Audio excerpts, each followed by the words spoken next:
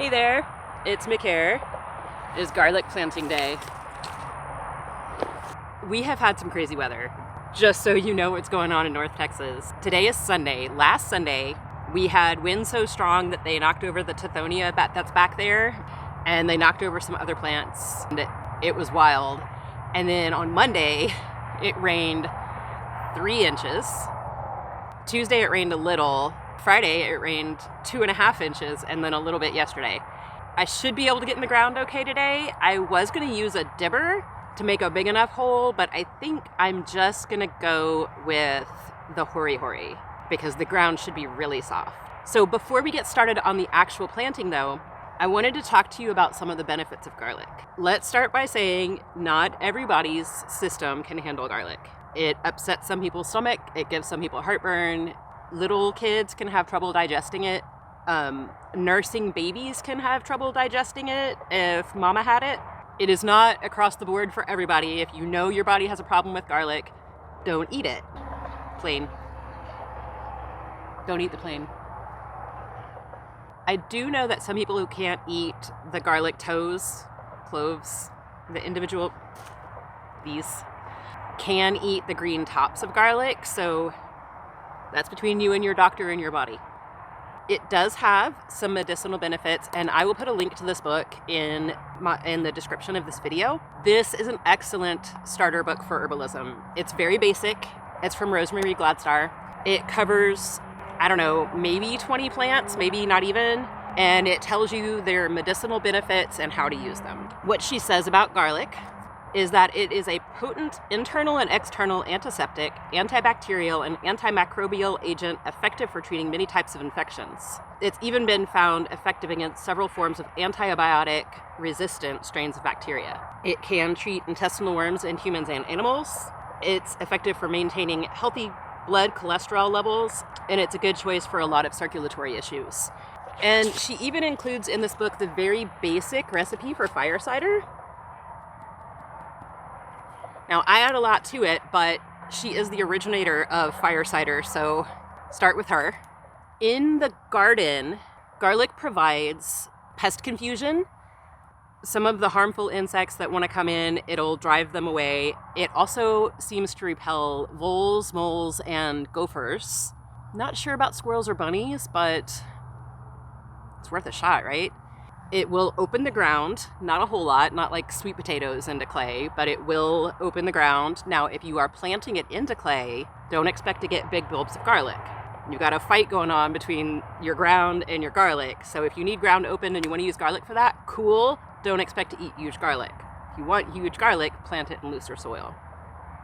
So what I'm going to be doing today is we're going to go over to the apple tree and we're going to plant garlic at the drip line of the tree, and I'm basically just going to try to get through this bucket.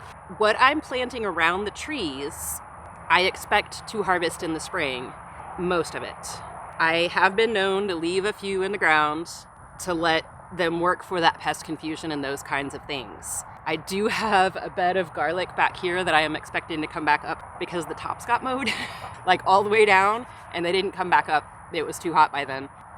So maybe they'll come back up on their own. We will see what happens. But we are going to scoot over to that apple tree, and I'll show you how I plan out, how I find the drip line, how I plan it out, and how I get it in the ground. Okay, so we plant at the drip line because that should be about as far as the roots of the tree come out. The purpose of putting it at the drip line specifically is to keep grass from growing into the root zone of the tree. It will not absolutely stop grass, it will help. You can also use daffodils for this, but then you can't eat them. So why? I use bricks when I'm doing this kind of a plan. I did it with the mulleins that are down here that you cannot see right now. I'll show them to you. But I use bricks to mark my spots. So what I do is I'm gonna find the drip line and I'm gonna come straight down, and then I'll put a brick on the ground there. There's already one right in front of me. And I just went around the tree and placed bricks a couple of feet apart. I don't need one every place that I plan to put a garlic. I have them spaced out so I can put one at one end of the brick, one end of the brick, in between bricks, end of the brick, between the bricks, that kind of thing all the way around the tree. Now, I'm standing here in between 2 ant beds, so I'm gonna go ahead and treat those really quickly with some First Saturday lime. Okay, so one of the anthills is right here. And I'm gonna be careful because I'm allergic to ants. They won't make me sick, or they haven't made me sick since I was 5, but they hurt way more than they're supposed to. And that's just not something I feel like doing today. I've already gotten a couple of bites. I'm good for now. First Saturday Lime. You can order this stuff, you can put it on subscription, and they will send it out to you. Or you can just buy it one-off. And it works kind of like diatomaceous earth, except that it keeps working if it rains on it. There's another hill over there. I'm gonna go ahead and do that one, and then we'll get started on the garlic.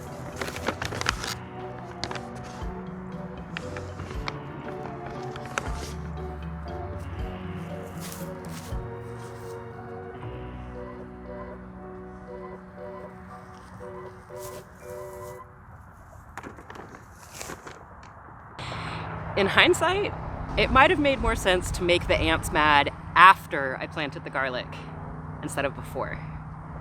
But we're here now, so let's go. If you are using a hori-hori, you already have measurements, and some other planting implements will have measurements. On garlic, we want to go at least 3 inches deep and up to 5 inches deep. The advice is if you're going to mulch deeply, do 3 inches, and if you're not, do 5. I'm going to aim for 4 and then mulch with straw. So I'm going to sink my hori-hori to the 4th line, and then I'll pry, and then I'll drop in some soil, and then I'll make a little hole, and then put the garlic down in there. Let's talk about which way the garlic goes real quick. We're going to go point up and root end down. It's kind of easy to tell which is the root end on most of them, but if you need to, when you're pulling it apart, you can see this thing, that was the roots. The roots came from the edges of this. So this goes down and the point goes up, like this. So I'm gonna put one on one side of the brick.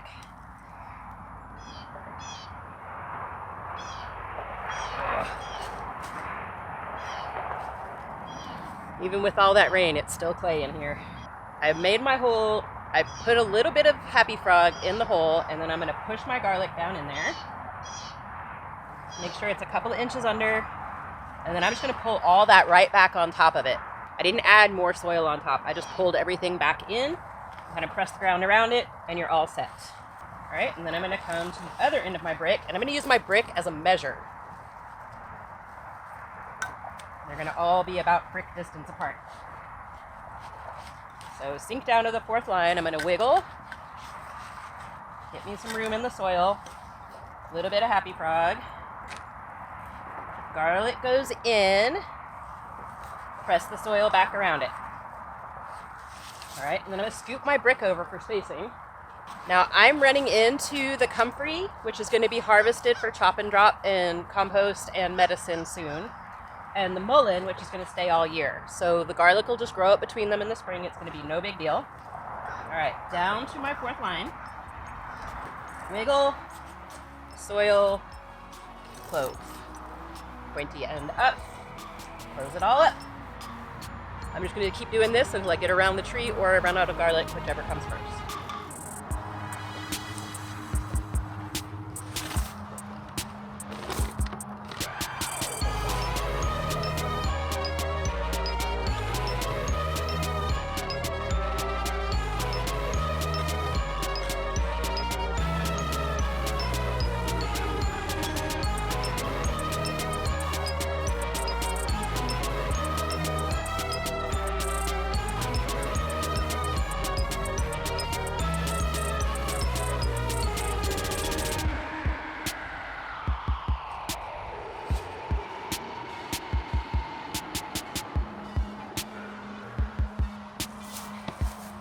All right, let's see. It took me 11 and a half minutes to get around the tree, and that includes the time telling you what I was gonna do. So it was pretty quick. A couple of ants did find me. I will live. And we still have quite a bit of garlic left over. Garlic is especially good for spider mites who like hot, dry weather. So they're not bad right now, but I have a Bergarten sage back here. It has no leaves at the moment because spider mites, and they love it. So I put a couple of extra toes around the Bergarten, and I'll put some around the rosemary over there. We have a baby rosemary that I've been shading and getting to develop roots all summer, and it got hit with the spider mites as well. Not too bad, but enough that I'm gonna give it some garlic. If you do get spider mites in the summers, like I said, they like the hot, dry weather. So if you're in North Texas or a similar climate, you're probably as fed up with them as I am. When they're active, you can put your nozzle sprayer, I don't know where the end of my hose is. You can put your nozzle sprayer on jet and them off, and they'll fall down and then they have to climb back up. You can treat them with a soap solution. Honestly, I find it more productive just to knock them off the plant every day. This will be the first year that I am trying garlic planted around them. Garlics that I am planting around the plants that are susceptible to spider mites, I will not be harvesting these garlics. I will let them ride and let them keep protecting those plants. Sorry, there are so many butterflies over there. For now, I'm gonna get the rest of this done so I can get back inside and edit this video for you. Oh. 2 things. That's 4. 2 things. One is that YouTube opened up the community tab to smaller channels. Start looking for community posts for me. I've already put up 2. One was about the rain and one was about the bread that I baked this morning. So they'll be not necessarily strictly to what's going on the channel, but channel adjacent. The other things I'm doing or some of the stuff that's going on, or they might be about what's going on with the channel itself. And then the other thing is that I have an affiliate link in my description now. Now, this is not garden related, homestead related, permaculture related. It is music related, and it is for content creators. Go check out Epidemic Sound. There's a link in the description for it. Use my link to get your free trial. So like I said, I'm gonna go get stuff done. All right. Take care. Have a good day. Later, y'all.